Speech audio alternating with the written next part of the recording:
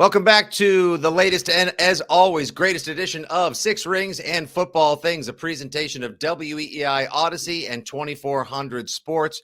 We are pumped and jacked for Bills Week, the Bills at Patriots Thursday Night Football Preview Edition. And Jumbo and I are super excited to have joining us today our very special guest, friend of the program, NFL Network elite, the one, the only, the handsomest guy in all of New England sports reporting. Mike Giardi joins the program today. Mike, thanks for cutting out a couple minutes from a very busy schedule. I know you had a late return from the bachelorette party that was known as Bengals at Titans in Nash Vegas over the weekend. How's your general state I just think a lot of people may be interested, general state of being now 2/3 of the way through a crazy football season. You know, you're reporting from home. We see you on the network. You're on the road, covered a bunch of different teams. Where are you? And plus it's holidays. So where are you where's the general state of Giardi and like being an NFL man right now? Yeah, this is the rough part of the year where you're kind of just a lot more caffeine than usual. You're in a little bit more physical pain than usual, tired, sore, the whole thing. And the short week and the night games are killers. But you know, it's also the get to cover some good games and some teams that belong in prime time. So there's that part of it, but it's just there is a little bit of a get through Thursday. If you can get through Thursday, then you don't have a game this weekend, so you can just kind of put your feet up and try to recoup, and that's what I'm aiming for here. And if there's one thing that fans love, it's media bitching about their jobs. I was just going to say, then you have to do the whole when someone comes up to you and they're like, hey, Giardi, like, it must be really awesome doing this. And you're just like the rest of us, like, my ankles are a little swollen. I could use a night of sleep. My kid has a test tomorrow. Yeah, I was bitching about, because it was a long delay getting out of Nashville on Sunday night after having worked the whole day. And people were like flocking to the gate and blocking everybody in the gate. It's like this whole thing. And I was kind of doing it to amuse myself to see the kind of responses I would get on Twitter. And there's one guy's like, oh, yeah, I hate when you guys bitch about travel. Your company's paying. You got first class. I'm like, first class? First class? I'm like, I'm usually in the middle seat in the crapper row. Okay. Like that's where I am. So don't give me that. I've taken cross country flights where I've literally been in the last row. Seat doesn't recline. People are pooping left and right. It smells and you can't sleep. You got the guy next to you. He's spilling into your seat. It's, it's the guy up. The other guy smells. Right. Yeah. But no, it's great. Yeah. First class everywhere. Sure.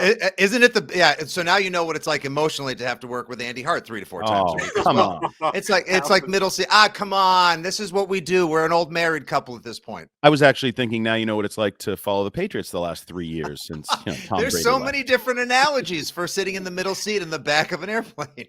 Yeah, you're flying, you're getting to go someplace kind of cool, but overall the trip kind of stinks. So let's start there. I want to start with a good, that's what we do. We're professionals here on the Six Rings. The Mac Jones experience, did it bottom out? Has he turned a corner? The last couple of weeks, completion percentage is up, big yardage in Minnesota.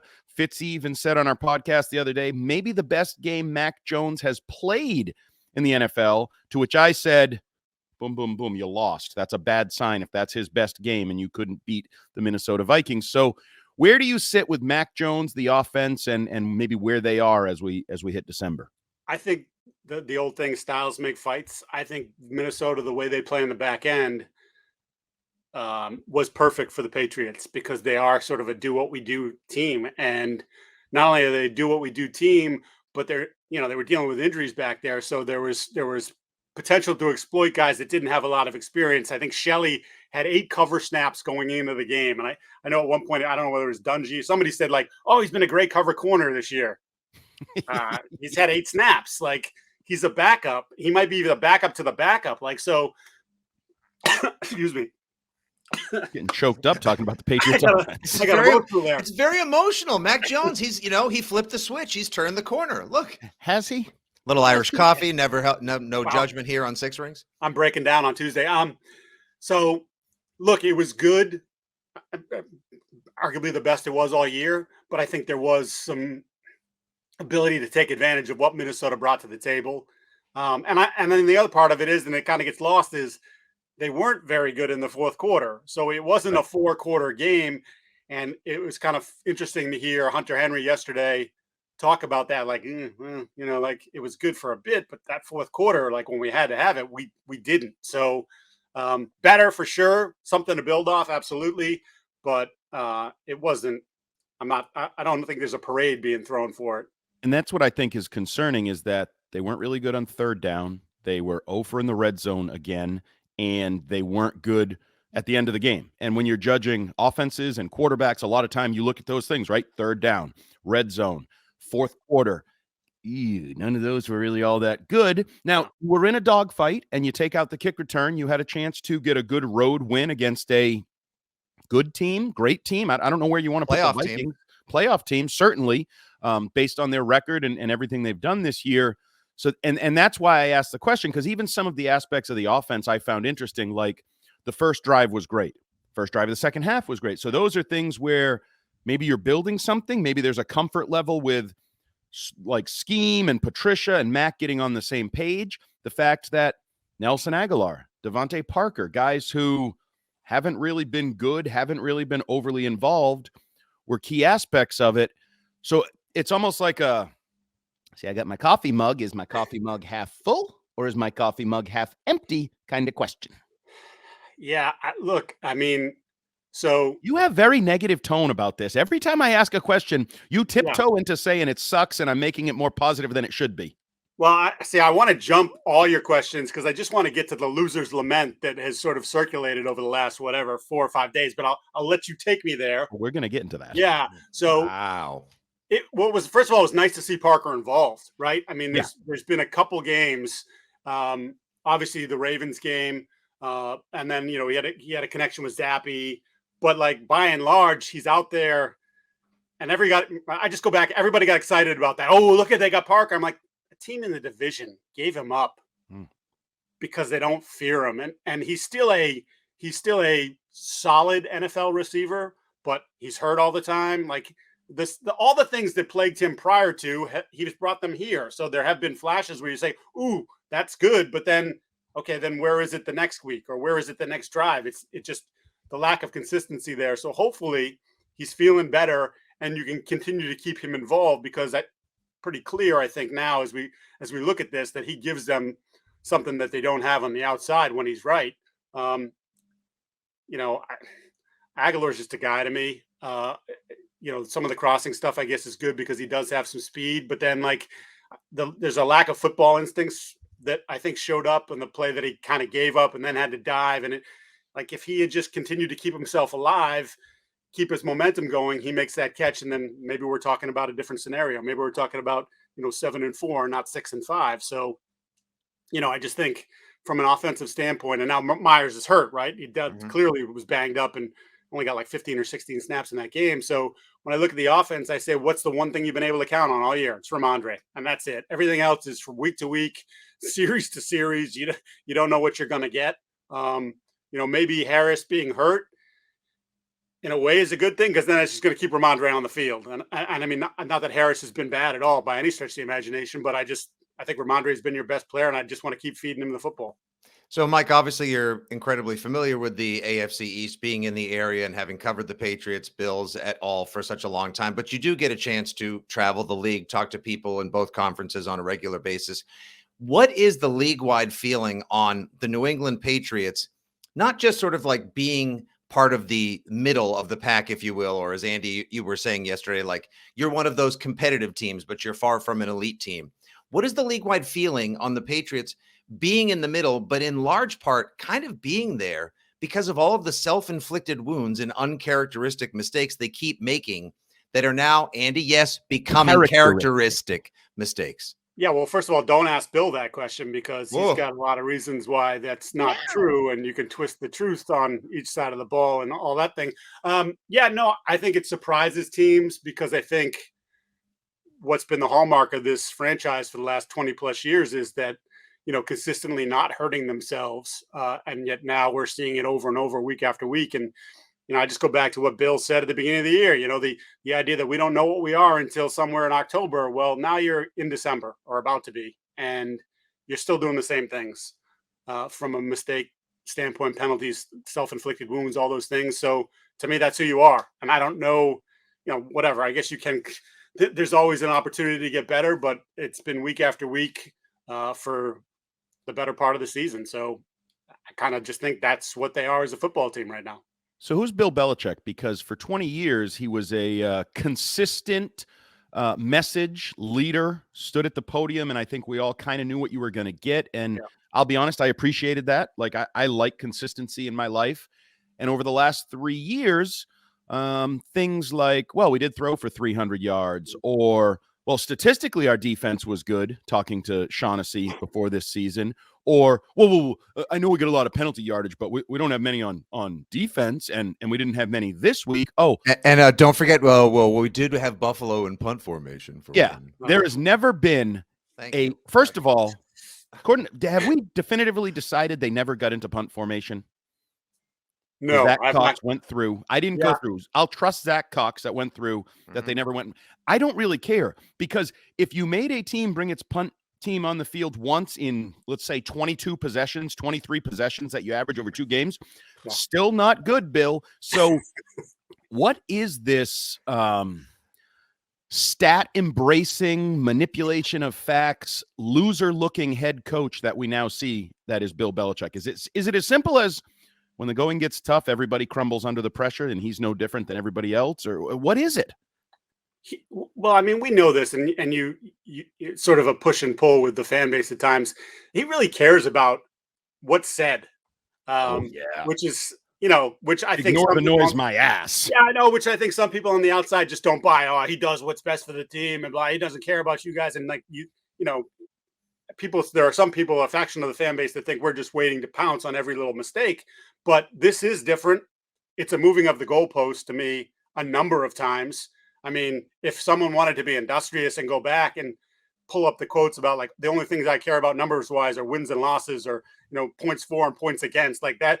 Like, we heard all those numbers, like, he used to just crap all over the stats, and the stats are for losers, right? He didn't care about any of that stuff. And for him to go back and do this now, and it's been a pattern for the last 3 years, whenever he's sort of challenged, it speaks to me about being self-conscious about the legacy. And then he'll never voice this, but Tom goes and wins the Super Bowl in Tampa. And now here you are 3 years into the process. And where are you? Are you any closer to being back in that race? I mean, things would have to go crazy for them to end up in a Super Bowl this year, in my opinion. So, like, you're just 3 years removed from it. Where are you? What are you? You've been a middling team for 3 years.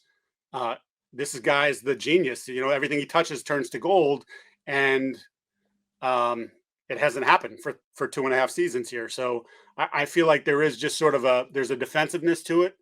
And then I think, obviously, we'd be naive to not think that some of the stuff, especially if you're looking at defensive performance, isn't a protection of his kids. Like, and that's like, if I was him and you were attacking my defense at some point and my son was on the staff, I'd have my back up about it a little bit. Not just because you're talking about our defense, but my kid is prominently involved in that. Both kids are prominently involved in that. So, no one's ever going to get him on record saying that, but I just find it, I think it's just human nature to be like, it's Steven, like, we just made Kirk Cousins look like freaking Joe Montana in his prime.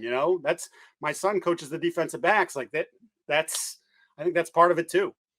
Yeah, I mean, if you go back and rewatch the game, frustrating experience that Vikings Patriots was, it's still the offense definitely balled out, and I guess it's the defense, but to me, it's more just like the mistakes that they made along the way.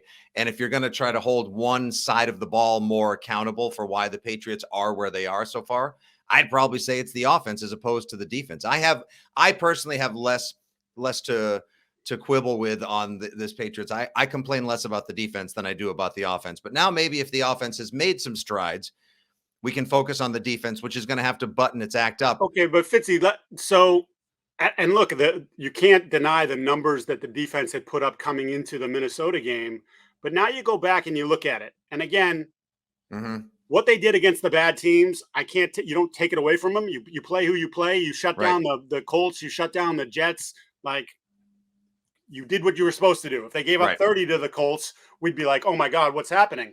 But when they played good offenses, see Miami in week 1, which Miami wasn't what they are now, But Miami moved the ball on you. I scored 20 points, but they moved the ball on you.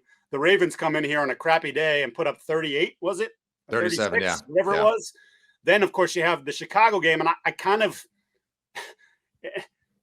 I think Chicago's now a good offense when I think that was the turning point for them. Mm-hmm. And obviously Fields didn't play this week, but if you look at what they've done since that game, they've been a good offense. They've scored points. So they put over 30 on you in bad weather. And then now you play Minnesota and you turn Kirk Cousins, who's a top 12 quarterback, and you make him look like the best quarterback in the league.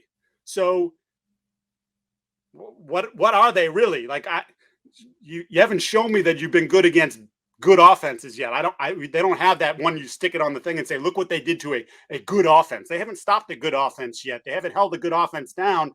And if your offense is challenged and struggles to get into the 20s, then your defense has to be better than that against the good teams. And so obviously we're going to see something here because their schedule over the next 6 weeks is, two Bills games.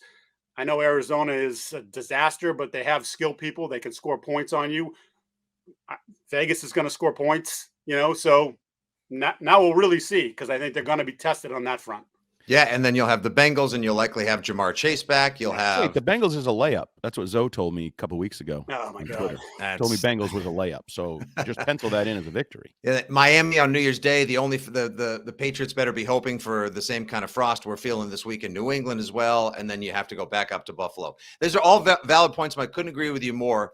I still find the Bears game to be the most disheartening of all the games thus far this season, because where were you when you had the electricity in the building of Zappe getting those 2 touchdowns? They turned around and spit up all over themselves, and it was a putrid performance, and I think I'm being kind when I say that. I would love to have someone hit someone with a true serum on that game, because it did feel like they thought they could manage that game. People use the term like a preseason game, but like they did think they could manage that and win that. And Chicago was like, we're not having any of this, right? Like the Miami game at the end of 2015, like Super Bowl 52. They thought there was no way Nick Foles could possibly come and ball out the way that he did. So I think they got caught underprepared for that game as well. Okay, but with the Patriots being where they are, the defense needs to show up and show us who they are. And Andy, you wrote about the Patriots just overall needing to show up and define who they are for 2022. If there was one thing, just like play like, armchair GM, like you could fix one thing, tell Belichick and everyone, focus on this one thing to give yourself the best chance to win enough games to make the postseason. What area would you want them to concentrate on the most? I think it'd be just the offensive line. If you finally get some protection up front, you get a clean pocket and you scored points. It was, again, not perfect. Fourth quarter was not good, but by and large, you got into the high 20s. And if you can get in the high 20s, if your defense is as good as you think it can be, and that's where a fair amount of money has been spent, then you should win some of these games, and that should be enough to carry you into the postseason. But I don't know. I don't know if they're good enough there. It looks like you're not going to see win again, which may or may not be a bad thing. Addition by subtraction. Yeah. Yeah. They just haven't been consistent enough up front. And, like Trent comes in and no one, I haven't seen him, so I can't, I was only in the locker room yesterday. I wasn't there obviously on Sunday because I was at the Bengals Titans game, but what was the explanation for trying to cut that kid when that was clearly, it was not a quick pass. It wasn't designed. I showed the play in the X's and O's, and there was nothing shorter than 12 yards for a primary route. So you're not cut blocking for that. So I'd love to know what the answer was there, because that made zero sense. So I like you guys, I think that Bears game is going to be one you really look back to regret. I actually think this Vikings game is one you're going to really look back and regret and say, but a couple plays, but a kickoff return. We had a chance to steal one there. Pierre Strong, like the self-inflicted wounds, the Trent Brown, I would throw in self-inflicted wounds, whether it's communication or whatever that was. I think you're going to regret those 2 games, because I think I'm a little more positive than some, because you know how they say NBA, positivity, Andy Hart. You know how they say scheduled loss in the NBA? I'll just pencil this one in. I thought this was a scheduled reality check for the Patriots defense, and I don't think there's a lot of teams that field the combination of good quarterback, superb elite receiver, very good secondary receiver, very good tight end, very good running back. To me, that's one of the best skill position groups in the national. I'm sorry to interrupt, but not a great offensive line. And without your left tackle. And that's why my biggest concern coming out of that game was Matthew Judon and company not owning that game and not taking over that game. But moving forward, talking about the defense and coverage and those, you're not going to deal with that type of playmaker mix moving forward. You know, I think the 49ers are one. Your boy Jimmy, to me, has that sort of breadth of weapons in front of him, next to him. There aren't a lot of teams that field all of that. So if I look at, okay, the defense took a step back, but it was expected. The offense took a step forward, which I haven't expected because I've given up expecting that to happen this late in the year. But if you can close that gap a little, okay, the defense regresses, but the offense is progressing. Does that give you an opportunity in some of these games? Again, I think you missed the opportunity to make the playoffs already, in my opinion. Even though you're in the mix, you're in that 9-team window, you kicked away a couple games that really would have altered your future. But am I wrong in that maybe there's a late season evolution to the offense that can make up for the regression of the defense? I mean, I haven't seen it happen. His tone is tremendous. Sorry, but give it to me. They haven't had good back-to-back games offensively yet. So I'm not going to – okay, they had a good one. Good. Now, all right, now show me again. You got to show me again. And there's an opportunity Start here. with one, right? Mm-hmm. One is better than none. Well, it started with one a bunch of times this year. Better the second one didn't happen. So you've got an opportunity, I think, because if this was the Bills of the first 2 months of the season – forget about it. Don't even bother showing up. You're going to get absolutely boat raced. But they're not. But this team is they've hit a lull. They've definitely had some health issues. Obviously, Von Miller's out for the foreseeable future. Who knows when he comes back this year? Gregory Rousseau, their other talented defensive ends, coming off a high ankle. He's been practicing this week, so I'm guessing he's going to play. But it seems pretty quick from the high ankle, so I don't know how explosive he'll be. Poyer's been hurt on and off all year. They just get Tre'Davious White back, but he's on a pitch count. He played 15 snaps last week, and that's his first snaps in a year. So there is an opportunity there for them. And obviously that they're offensively, they've been inconsistent in the last 3-4 weeks. And, whether that's some of that is the elbow for Josh. I think if you look at, to me, it's actually funny. The deep stuff, I don't think has suffered. Like when he's let it fly, he's fine. And look at the throw to Diggs to end that game essentially was absurd. Sick throw. It's the short stuff where, you kind of just, and it feels like he doesn't have as much control and accuracy. Like at the beginning of the year, the numbers were outrageous on him on like the short stuff where it was like, hey, again, this is the evolution of Josh, like not forcing it, not putting the ball in harm's way as much, taking the checkdowns when it was there. He was completing something ungodly, like 85% of his passes within 5 yards of the line of scrimmage early in the year. Cause it was just like, hey, Smart, you want to double Steph or you want to play 2-eye safety? I will nickel and dime you to death, eventually force you to come up. And then when I get my shot, I'm not going to miss it. Now they're at a point where he's missing some of those easy ones, puts them behind the sticks. And then he feels like the need to be even more of a Superman than he already is. And I think that's led to some of the red zone stuff. And he gives you a chance to touch the ball. Like he's got 11 picks. I think he's got he's leading the league now, Andy. And 3 multi-pick games in like the last 5 games. He leads the league, I believe, in fumbles, gives you 9 chances to touch the ball. Now he's only lost 3, but that's 20 plus chances he's given the opposition. And the Patriots generally, John Jones aside, who probably could have a few more picks in the last couple of weeks, but Patriots generally take advantage of those. And if you're looking to, upset the big brother, get back on the track, and like the word opportunity is very much is the perfect one for me. Now, I don't know if they're ready to take advantage or flip side. I don't know if the Bills are ready to say, no. You're still the basement of this division. We're still the top of the standings. We're still the team to beat. But I do feel like you at least have, I think, Fitzy, we've used the phrase puncher's chance. Like, yep. I feel like they have for example, last January, I can remember saying it on Mud at Night. I've never felt so confident the Patriots were going to lose in all my life. Like I predicted that. I didn't see a single way other than the Bills' best players don't show up for the game. I didn't see a single way the Patriots could win.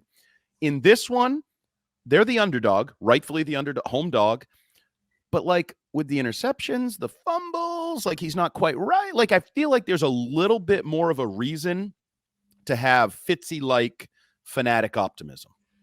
Yeah, I think there definitely is a better opportunity than I felt like you had last year. And look, obviously they won their game in early December, and we were wondering if they broke Sean McDermott and the Bills, and Belichick outcoached them, and then they come in here, they put up 40 something. Then of course you see them in the playoffs, they put up 40 something again. You don't make them punt for, they haven't punted since like 2018 or something against you at this point, right? So, but it's curious. So from the other side, in listening to the Bills this week, people are clearly trying, well, you're going to expect an angry Patriots team. And they're like, yeah, look, we know they're a good team. They're well coached.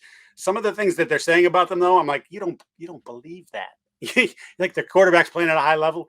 You don't believe that. Like there's part of it where I think McDermott has the hair across his ass for everybody. I think he definitely, there's something with Belichick. I mean, he says the right things publicly, but I think he wants to crush him. So I'm curious to see how the energy and the emotion plays for Buffalo, because I think this is one of those games where they could be saying, look, we're winning. We're not winning as good as we were winning earlier in the year. We've had a couple slip ups here, but like we go into there on Thursday night on national TV in front of everybody and we stomp them again, like shut up. Like it's our division. So I'm curious to see, because I think this team has in the last year plus has risen to these moments, especially from an offensive standpoint. So that part of it is fascinating to me, like what sort of energy they bring into the game. And, if Josh gets in the right headspace, they couldn't deal with him last year. Is Allen part of that? Because we know the MVP thing from a couple of years ago. MVP, never. And I noticed this week, either Saturday or Sunday, early in his monologue, quarterback's playing at an MVP level. Like, I feel like Bill knows he poked the Josh Allen bear with that comment, whether he meant to or not. It was the 20, and it was that. But that's when I feel like the Bills just steaming downhill at the Patriots and always wanting to not just win the fight on the card, but knock them out and bloody them in front of their fans. Because Bill couldn't acknowledge that this guy's an MVP candidate. Now, whether it should have been public or not public, that's a whole separate issue that we're dealing with again this week with the Ramondre Stevenson, Tom Brady, Lawrence Taylor that he got pissy about. But I do think you mentioned McDermott. I think Josh Allen, and he doesn't really show it, but I think Josh Allen has a hair across his bum for Bill Belichick and that MVP comment and not respecting him and his game. Well, so last year after that playoff game, we interviewed Josh after they didn't do it on the field because it was freezing, which is fine. I was happy to be in the tunnel, but he had gone in and then had changed and come back out. And that's when Belichick went in the locker room. So Belichick sought him out, not just McDermott, but Josh. And it's like, okay, you're trying to soften the things that you said that came out that you didn't want to come out, but you did say them. So, if you put it out there, even though maybe it's supposed to be kept in that cocoon, in that shell, but you put it out there, and sometimes guys make mistakes and they say things, and there it is. Now it's out for the entire public to see and hear. I did think that was interesting too, sort of trying to oh, he's great, he's fantastic. All right, it's too late. You already pissed the guy off. Now he's not going to want to go play golf with you in Nantucket. Yeah, and for as far as McDermott, he has kept Brady at bay in his career historically. Tom Brady's worst numbers when he was in New England were always against McDermott, and I think he wants to now, reading maybe his own clippings or seeing the way the Patriots have stumbled a bit post Tom Brady, I think he wants to start getting some of the respect he feels he deserves as a head coach, as a defensive mind. Because if at full health, you look at the Bills defense and the Patriots defense, 99 people out of 100, the one person being, a diehard pulled from the 220s at Gillette, taking the Patriots, everybody would take the Bills defense. Everybody would, and their numbers don't lie. It's a really top to bottom, it's a great team. They're not the same team that they were when they steamrolled the Rams in the kickoff game back in September, and everyone said, okay, put them in the Super Bowl and we'll wait to see who comes out of the NFC. If you had to say, as they look to maybe crush little brother again Thursday night, and maybe the Patriots have that puncher's chance, Andy, if there was the one thing that has just kind of taken the Bills wagon off track this year, is it health? Is it schedule? Is it just bad luck? What is it? Yeah, I think it's the turnovers. I think it's Josh in the red zone. If Josh takes better care of the football, they probably only have one loss. And I think he'd probably tell you that, if you sat down and said face to face, like, hey, what do you think? Well, if I hadn't done this here against Minnesota, we win that game. And if I hadn't done this here, we win that game. But then they'll also say, hey, we're just a few weeks removed from beating Kansas City. Like, it's not right. They still have some big wins on their resume fairly recently. And it took some outrageous stuff from Minnesota and Jefferson to win that game in Buffalo. So to me, just about him playing back to the level that he played at in September and October, the level that he played at for the better part of the last 2 years prior to, if he gets there on a consistent basis and takes care of the football, I still think they're the best team in the AFC East. And taking what they're being given, Josh Allen does have a tendency sometimes to look like very hungry or thirsty or whatever the kids are saying these days. Like, you know what I mean? Like, hey, like the 8 or 10 yard. Well, no, he tries to be lit. He tries to like go for the home run play. Like he didn't have to go for it in overtime, ultimately throwing the interception to Peterson to give the Vikings the game. Like take what's available in front of you, but he's got that laser rocket arm. He's got that, savage mentality. And if they stay within themselves, they probably should be able to clean up the rest of the way. Mike, I know you are legally, contractually, and morally prohibited from making a prediction on the game, which is fine. I think we have a feeling as to what kind of game we might see Thursday night. But Andy, as we look to wrap up this Patriots recap, state of the nation, and Bills Pats preview edition, I'd like to get you on the record first for how you think Thursday night's going to go, because I think it's not quite as bleak. It's not quite as it's not quite as Judgment Day T2 as a lot of people probably would expect. Yeah, not only will the Bills maybe put their punt team on the field, maybe they'll even have to use it and really give Bill Belichick something to crow about afterwards. What we talked on, I do think Josh Allen, I think he hates the Patriots. I think he hates Belichick. I think there's just a lot there. Oh, he's the one? Well, no. The difference is he's one of the greatest quarterbacks of his generation in terms of all-around talent. Like, you look at their stats, he's having a good year. I don't care, like, the turnovers, the interceptions. Like, yeah, he's got 11 interceptions. He's got 23 touchdown passes. Like, he's throwing for a lot of yardage. Oh, by the way, he leads the team in rushing as well, and anytime he wants. And that's my takeaway. When he beat up on the Patriots last year in those 2 games, he did it every way you wanted to. Like, you want me to run through you? I'll lower my shoulder and run you over. You want me to run around you? Okay, I'll beat you to the end. Oh, you want me to throw deep? You want me to throw short? You want touch? You want laser? He does it all. And it's interesting because he's a full participant on the injury report, even though I'm sure he's still dealing with something. And Mike, it's interesting you brought up the short passing game. That made me wonder, how he's managing this UCL thing. Is he getting shot up? Does that create any, because that's, when you're in the elbow and the nerve and the feel and the finger and like all of that is there. Well, when he slings it, it just natural motion. When he's trying to aim it, is it affected a little? I don't know, but I'm going to consider him healthy. I'm going to consider him dangerous. And I'm going to consider the Patriots still not able to deal with what he is, even though I don't think their weapons are as good. I think Justin Jefferson's better than Stephon Diggs. I think everybody else on that Minnesota offense is basically better than what the Bills have. Like, they're not terrible, but I think the Vikings are a step up across the board.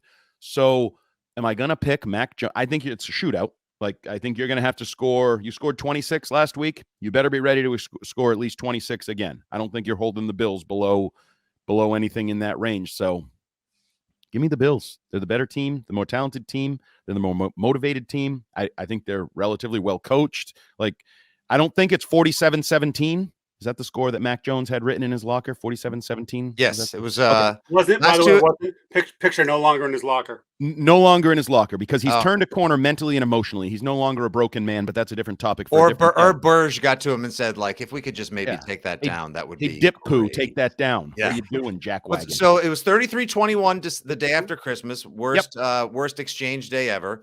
They don't make them punt. Disheartening game. 47-17. So the last 2 games, average margin of victory, 21 points, 0 punts from Buffalo. Dominant efforts that are suppressing, suffocating, and demoralizing. That said, I'm going to go because somebody, and Andy, you have told me before, somebody has to represent blind faith. I'm going to do it. You ready? On the record, 3, 2, 1. Thursday night, the New England Patriots will upset the Buffalo Bills at Gillette Stadium. Little brother rises up and hits the miracle 3 against older brother, who has been dominating him. in the paint time and again. Here's why. I just think straight up, will the defense shut down Josh Allen, even Devin Singletary, who had his best game as a pro against the Patriots in the playoffs? No. Will Steph Diggs get his? Sure. Dawson Knox, Gabe Davis, a pain in the ass several times over? Of course. How are we getting to the win here? We're getting to the win because this is the game. Mac Jones, in turn, returns the stamp and proves that he belongs in the conversation for quality quarterbacks in the AFC. I think Mac Jones, what you saw last week with the flipping of the switch, what you saw last week with Mac looking confident on the 50-50 balls, the seam balls, short game, he looked terrific. He really, and I know Mike outlined beautifully why, because Minnesota's defense, for what it was, maybe fed perfectly into the Mac Jones bounce back game. But Buffalo's defense is banged up like the way we all were traveling home from Tennessee on Sunday, going to our high school reunion, or maybe just Thursday night on the radio till 1 a.m. when we were high on pie and eggnog, Andy. It's true. Blind faith, and I want to see the Patriots do exactly that to make the conversation more interesting is why I'm picking the Pats somewhere between 0 and 3, maybe 30-28. They don't look great, but at the same time, they get the win. We're going to send him home happy. Damn it, I need this, Andy. Fitzy's, that was like their motivational speech. Now I feel like I just got I'm Rocky. I got the speech from Creed. I'm ready to go. Apollo, I'm ready to go. Like, let's go. Let's do it. Let's go. Hey, Mike Giardi, I've always told you, it ain't about how hard you can hit. It's about how hard you can get hit and then keep moving forward. That's how winning is done. You know how I would compare that motivational speech to the one that Tim Tebow gives himself in that new Nissan commercial where he's trying to learn how to drive a stick, and then he bucks the car right after the motivational, and Steve Spurrier's like, Jesus, rolling his eyes. Like, that was that great effort, Fitzy. Yep. And I'll also take that game, you know, in lieu of that Jets debacle where we're watching 3-3 and we all just want to, you know, end it as some would say, and you get yourself in trouble if you say it on TV. But like, I'll take 30-28. I will take win or lose. Like, give me an entertaining game. Give me a slugfest. Give me that puncher's chance where, okay, it's the fourth quarter. Maybe Mac is going to do something. Maybe Ramondre is going to break a long game-changing, field-flipping play here.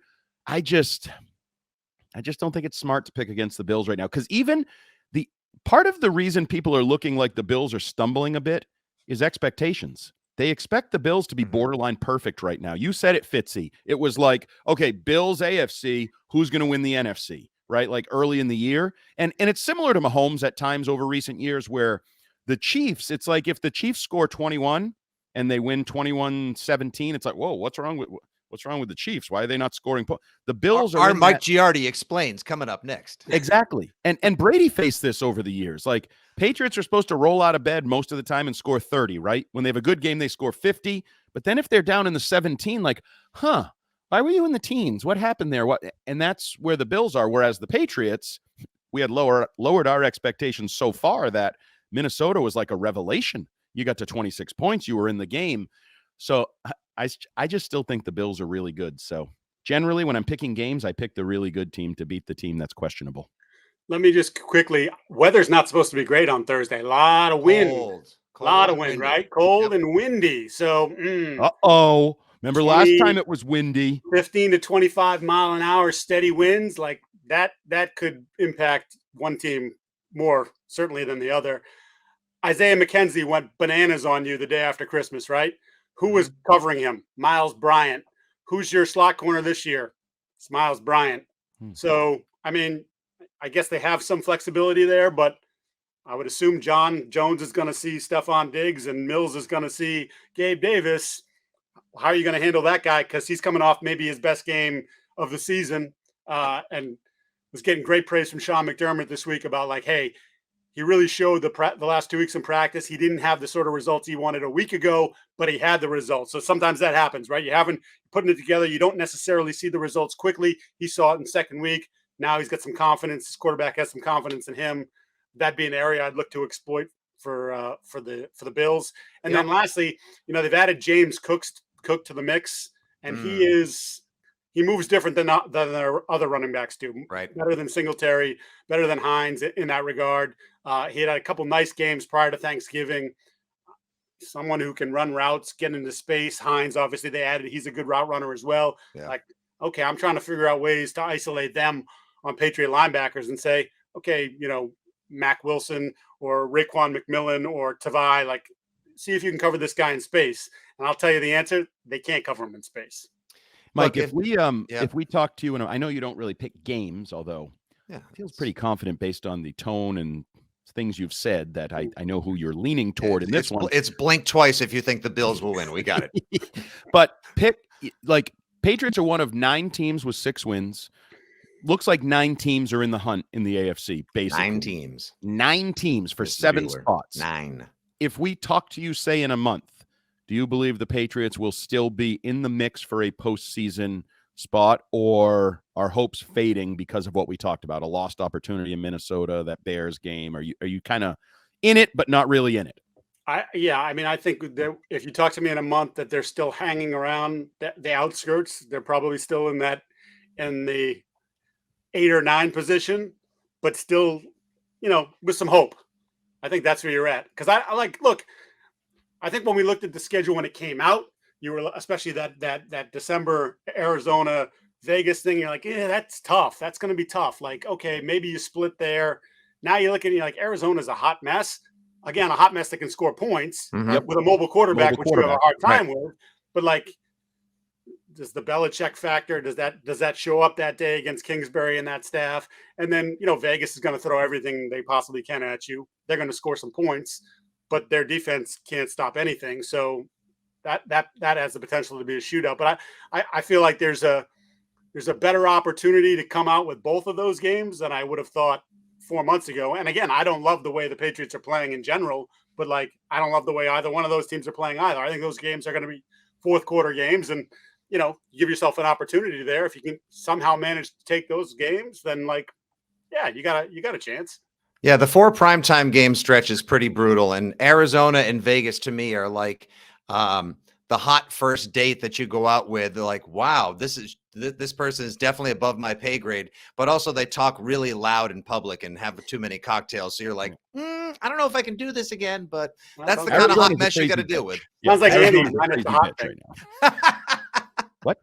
Oh, I love that hominum shots for no reason. Oh. And look, progress is what we need to see coming out of this season for the Patriots overall, building a roster long-term with Belichick around, with Mac Jones, because he should be your franchise quarterback as well.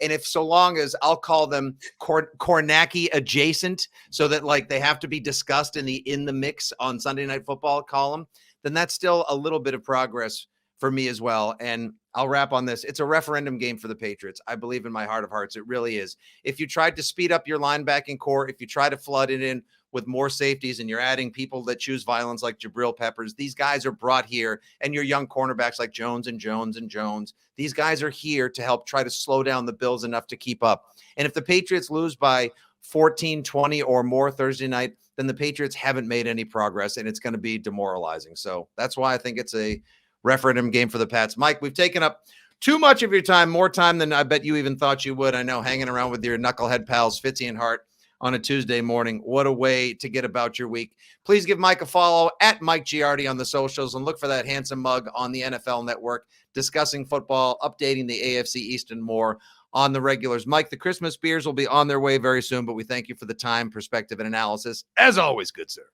Thank you, people. Andy, any final thoughts? I'm awesome. All right. That's just what everyone needed.